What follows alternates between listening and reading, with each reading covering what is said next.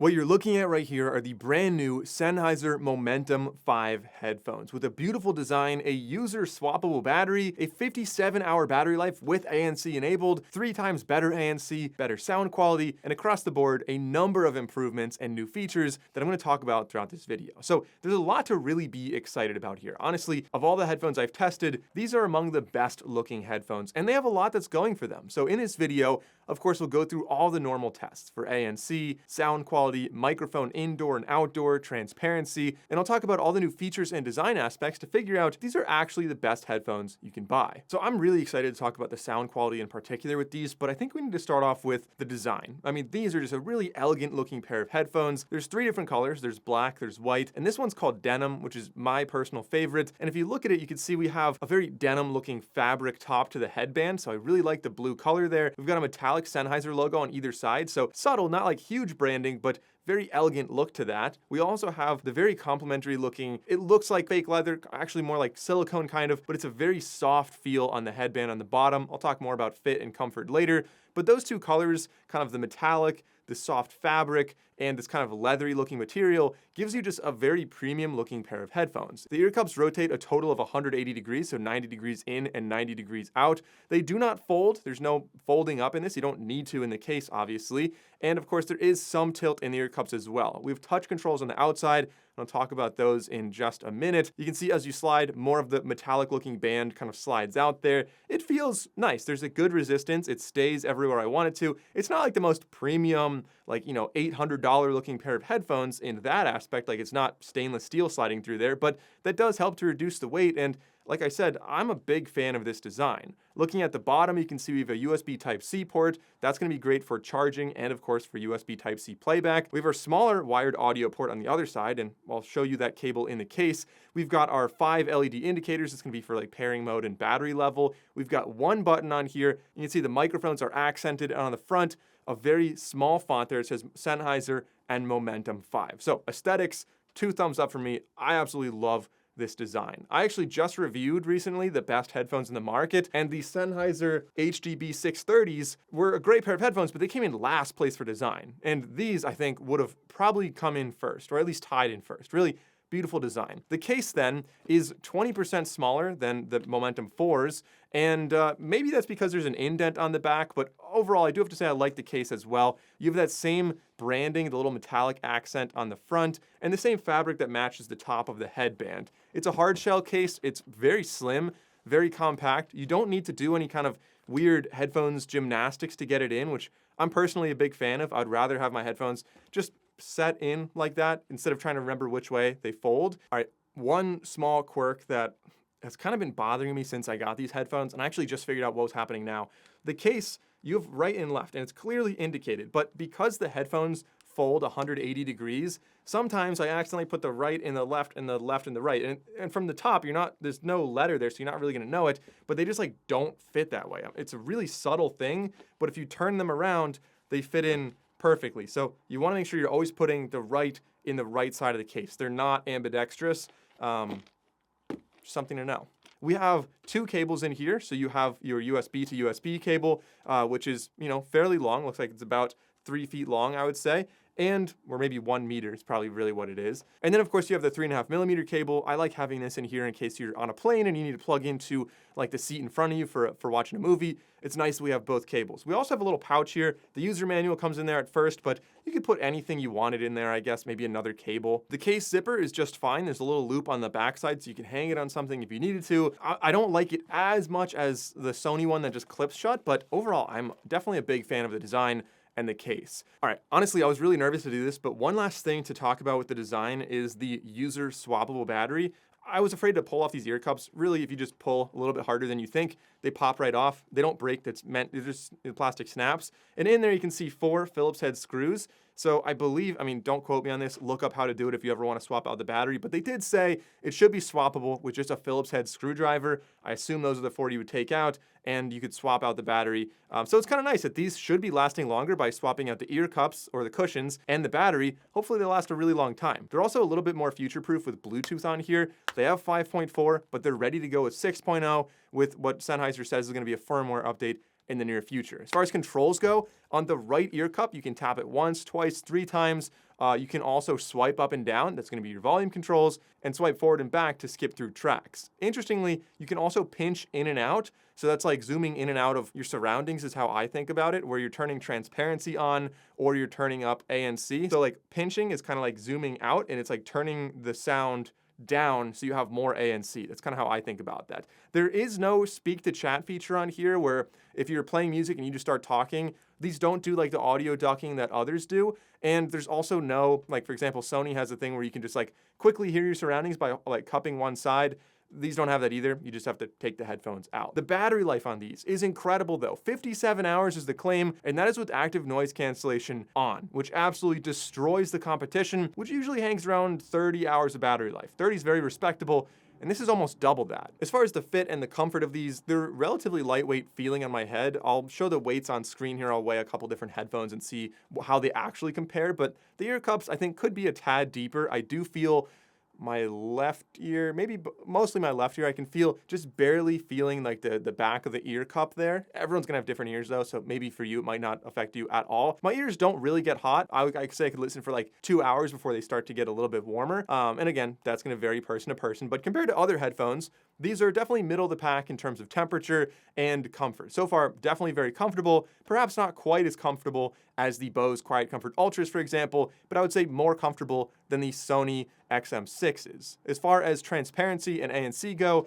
let's start off with ANC. Like I said, I recently did a full comparison of all the best headphones, unfortunately right before these launched, and the Sennheiser HDB630s were in that comparison. So I think that's a really good reference here. And looking at these, they sound very, very similar in terms of ANC to the 630s there. That means that they're going to be behind the AirPods Max 2. They're not as powerful as the Bose Quiet Comfort Ultra 2 or the Sony XM6s. They also would technically be slightly behind the Sonos Ace. And in fact, the Sony HDB630s may actually be slightly better at blocking higher frequencies due to that thicker foam on the ear cup geometry. But overall, the ANC in these is definitely solid. Comparing to the absolute best of the best, these would be like in 4th or 5th place. But compared to the rest of the market, these are definitely really good. I think the ANC is solid. It's not the focus of these headphones, as you'll see throughout this video. Also, there is an anti-wind mode, which is pretty nice. If you're outside and it's really windy, you can toggle that on, and it'll do less reproduction of the wind sound through the headphones. Also, transparency then, I'm using it right now, and I have to say, it's actually really good. This is a huge improvement for Sennheiser. They used to have a lot of like hissing and white noise, or just like, it sounded more compressed.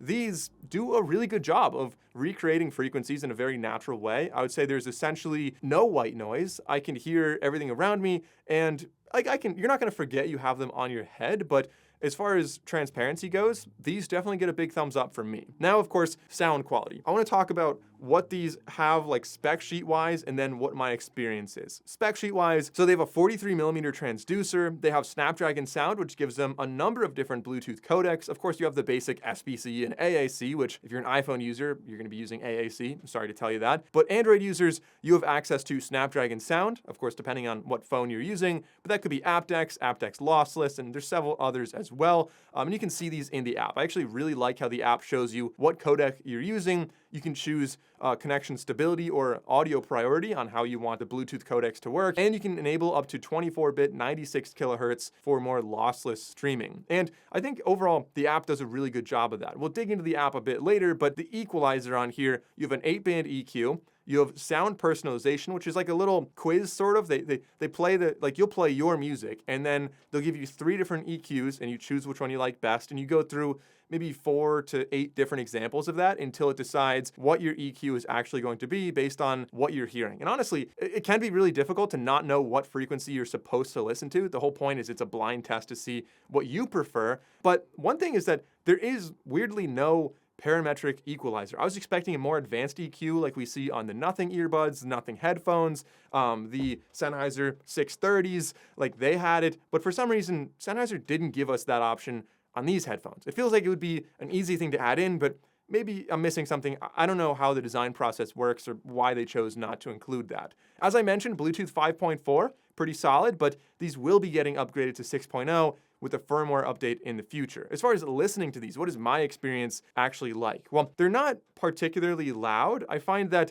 Normally, I would listen to headphones at like 60% volume, and these, I'm probably more like 75 to 80% volume, turning it up a little bit louder. And the sound itself, I've actually been a pretty big fan of Sennheiser's tuning for a while on their more premium headphones. The Momentum 4s from, I guess that was like 3 years ago now, were definitely more mainstream with a bass lift and a pretty serious mid scoop, but the recent HDB630s, as I mentioned, added a lot of detail. They gave a more neutral profile, and those sounded incredible in my opinion. I was hoping that these, the Momentum 5s, would sound exactly like the 630s, but in comparison, the Momentum 5s are slightly more bass-oriented while still preserving a lot of the details. The Momentum 5s sound really good, but not quite as vibrant or textured as the 630s. They're warmer, there's more of a bass emphasis, and they can be a tad boomy, or sometimes the bass is a little bit overemphasized. But that could be depending on the genre if you like that or not. It doesn't really give me much session fatigue. I feel like I can listen to these for a while, and it doesn't get exhausting. These are fun to listen to, and a gentle EQ can bring them to a pretty good balance to match your preference. There's still definitely more of a consumer dynamic profile, as I would call it. I think audiophiles would prefer the 630s, but compared to the Momentum 4s, the vocals on the Sennheiser Momentum 5 headphones are definitely more present, they're more forward, there's better clarity, there's more detail, they're less boomy than the 4s, or at least there's more control over the bass, I would say. It still sometimes is a bit overemphasized, but significantly better sounding than the Momentum 4s, in my opinion, mainly due to improving the mids. Overall, I have a good time listening to these. They're fun, they're lively, they work with a wide variety of genres. I think I would like to see, like I said, a little bit more like the 630s. I would like a little bit more emphasis and detail on the cymbals and those high-end details. But that said, these are still better sounding than almost all other Bluetooth headphones on the market. You can hear details in songs that you probably didn't even know were there. The Sennheiser Momentum 5 headphones are really great sounding headphones. There's good soundstage and instrument separation, and you get a full sound with a much more neutral mid-range than most other headphones, which end up doing a massive amount of mid-scooping. Okay, so let's get into a microphone test. This is an indoor microphone test with the Sennheiser Momentum 5 headphones. It's quiet in here, there's not a lot of echo. This should be a fairly easy environment, but let's go outside. I want to do two tests. I want to test it near a busy road, and recently I've been doing a really loud test as well, just to see how these handle that. All right, so we did indoors. Test number 2 now is the outdoor test just near a busy road. It's not really windy, but let me know how this sounds, and now we'll go and do the weed whacker test. All right, I started doing a more advanced test for volume. Some headphones are just too good for like the road noise. Got a weed whacker here, so I'm gonna start it. And it's running right now. First of all, just an idle so you can hear what it's saying. I'll go to full throttle.